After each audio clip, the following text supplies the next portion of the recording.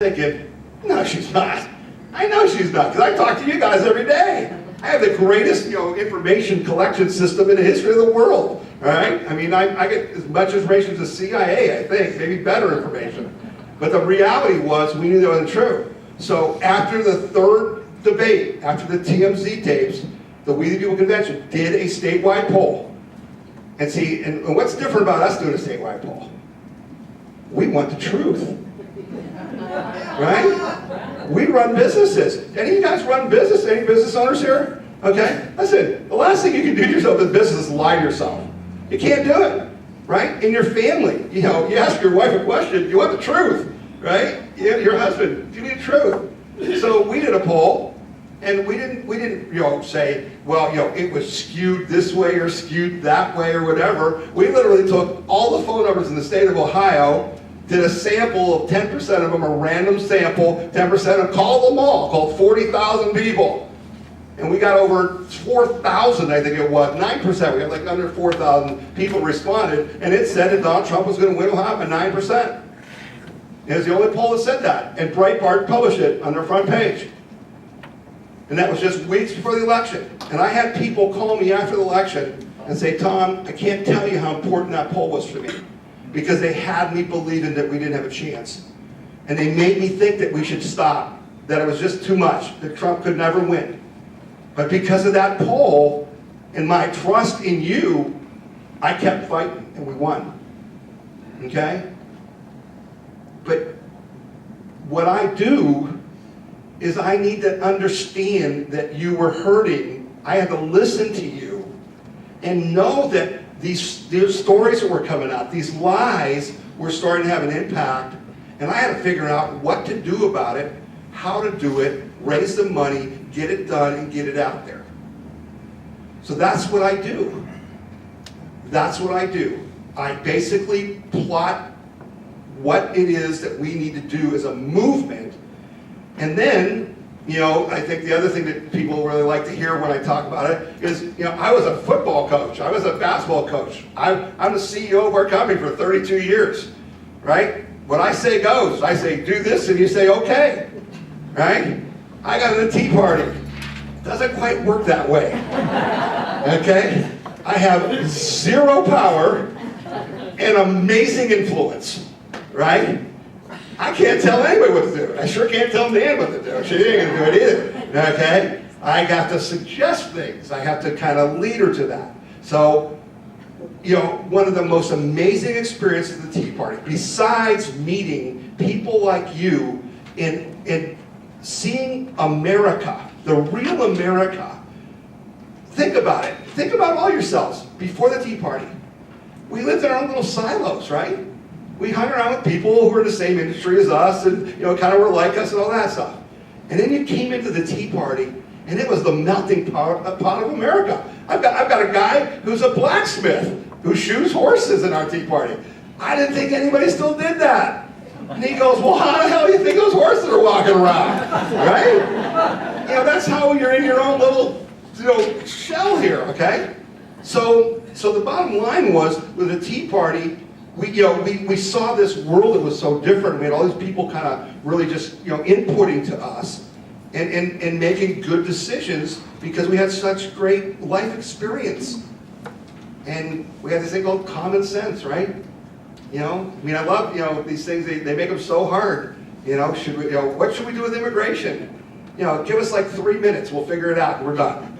Right? Like, what's hard about this? The thing that's hard about it is when you're taking bribes. That's what makes it hard. It's really hard. It's really hard to make a decision when I'm slipping a 20 over here saying, how do you want to vote? Well, vote my way, okay? Because our lives aren't like that. We don't live like that. That's just not who we are. It's not who America is. That's not America. That's some other place. So we have lived this incredible 9 years, for most of us, though there are people who were fighting this fight way back. And the people I have incredible admiration for are the people who are pro-life, who've been fighting Roe v. Wade for, 45 years now? 50? I've learned a lot from them. I'm going to tell you the most important thing I learned from them. See, because when I was the head of the Ohio Liberty Coalition, we had a board that was mostly made up of people in Cincinnati. And and some of you will relate to this, some of you are newer to the Tea Party, you may not understand this. When the Tea Party first started, there was about 40% of us who were Republican Party light. They wanted the Republican Party to be the Republican Party, okay? And their whole thing was always to push us to, work with the Republican Party. But about 60% of us just said they're all corrupt and we should start our own party, okay? And we were constitutionalists, and we wanted to go a different direction, okay? And we had to work our way through that. But when I was the president of the Ohio Liberty Coalition, our board was mostly from Cincinnati. And the whole thing they did to us, and I use that word did to us on purpose, because the influence of the Republican Party on us was they said, we want you to stick to fiscal issues. We want you to stick to budgets and things, right? So what were we? What was the Tea Party? Taxed enough already, right? And that was our mantra. But boy, if you want to talk about any social issues, we don't want you to go there. We don't want you to talk about life. We don't want you to talk about marriage. We don't want you to talk about social issues. And that was a pressure that we had, okay? So I ended up having to leave the Ohio Liberty Coalition because I knew we couldn't win if we didn't join forces with the social conservatives, right? We were fighting a fight, and the right to life and the social conservatives were fighting their fight, but there was a hyphen in the way. We were all conservatives. And you know what? In the Tea Party, 90% of you were social conservatives. But I wasn't even allowed to meet with them or do anything. So I left the Ohio Liberty Coalition specifically to start to take the We the People Convention so that I could bring us together. And one of the most important things we ever did, and Phil Burris, how many of you guys know Phil Burris from CCV? Tremendous patriot, incredible man. Learned a ton from Phil Burris. And Phil Burris had the courage, because I gotta tell you, the first time I went to a social conservative meeting, they were afraid of me. Because the Tea Party on TV is these crazy people. And I came in the room, and they probably still thought we were crazy. I don't blame them for that, but they weren't afraid of me, okay? And we learned some things. And I remember sitting around this big table, and there were all these social conservatives, there were some Tea Party leaders there. Some of them you guys would know. And we were all talking about the fights we were fighting. And one of us, I said to one of them, I said, we've only been doing this for like 5 years at the time. And we're losing our minds. I mean, we barely can function anymore. I mean, we are so overwhelmed by, all the problems, all the corruption, all the things that are wrong. How have you guys been doing this for 40 years? How do you do that? And there's a pastor in Ohio who has the greatest name of any pastor ever. His name is J.C. Church. I ain't making that up. Anybody vouch for me? Anybody know J.C.? Do you know J.C.? J.C. Church is a real guy, great guy. And he was sitting next to me, and he put his hand on my arm, and he said, Tom, it's real easy. You just got to remember that you don't decide. That God decides. You don't have to save the world. You just have to get up today and do something to make the world better. Because it's all God's plan. And you don't have to worry about it. Now, it sounds pretty obvious, right? But it wasn't obvious to me, right? I was carrying the world on my shoulders. I was worried, how am I going to do this? Oh my gosh, this is terrible what's happening. And so that was a great lesson, and it's a lesson you should always have, right? God's got a plan. We just got to get up every day and put one foot in front of the other, right? Just do something. People always tell me, I wish I could do more. I always say, don't say that. Because I don't want any more from you. I need you to just do something. Because none of us is doing this. It's millions of people doing this. And if we all just do something, we do great things. And you have done great things. Including electing Donald Trump as President of the United States against all odds. You did that.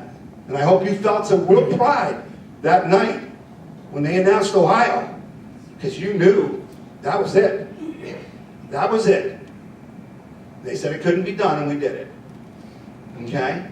So now we fight on. So now we try to keep going, and like I said to you, while you may not have as big a crowd every night, they didn't go anywhere. They just have a life. Sometimes you gotta turn on Fox TV before you lose your mind, right? I mean, we're struggling with the fact that their lineup is so strong now, it's like an overdose. You know, everybody's so good. I mean, we like Lou Dobbs, you know, and then you go to Tucker Carlson, and then you go to Hannity, and then you go to Laura Ingraham.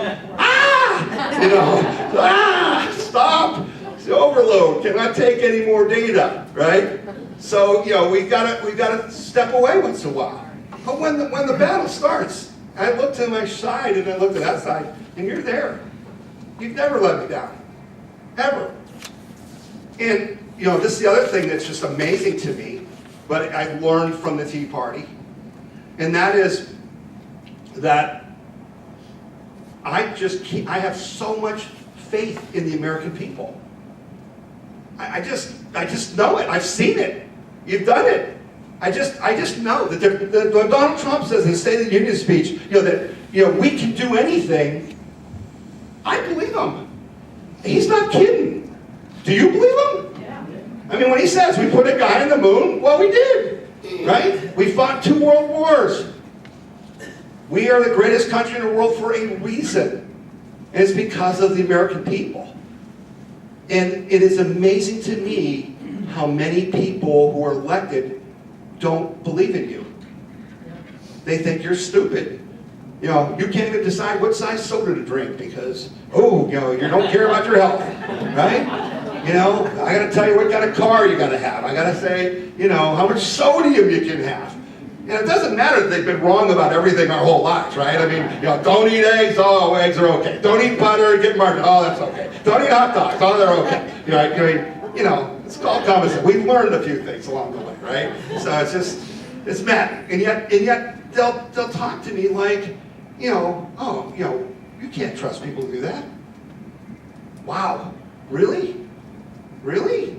I mean, you know, like I said, I coached a lot. You got to trust your players. You know, you can coach them, you can, you know, teach them the plays, you can, you know, show them what to do. But guess what? When the game starts, they're on the court, you're not. Right? They got to be able to play. And one thing I know, you guys got game. You guys got game, because I've seen it. I've asked you to do amazing things. I've asked you to do things that are just nuts. Bill and I were just talking about the Ohio Healthcare Amendment. Okay, we're just starting out, and we decide we don't want Obamacare. We're going to put an amendment, a constitutional amendment, on the ballot in Ohio. How many of you guys were part of that? Have you guys raised your hands? Yeah. Whose idea was it to go get 550,000 signatures? Whose idea was that, Bill? Because I'd like to talk to them, right? Because we didn't know that nobody had ever done that. Nobody had ever done that. They looked at us and said, you're going to get 550,000 signatures? What are you, nuts? We didn't find out that they usually pay like $3 per signature to people.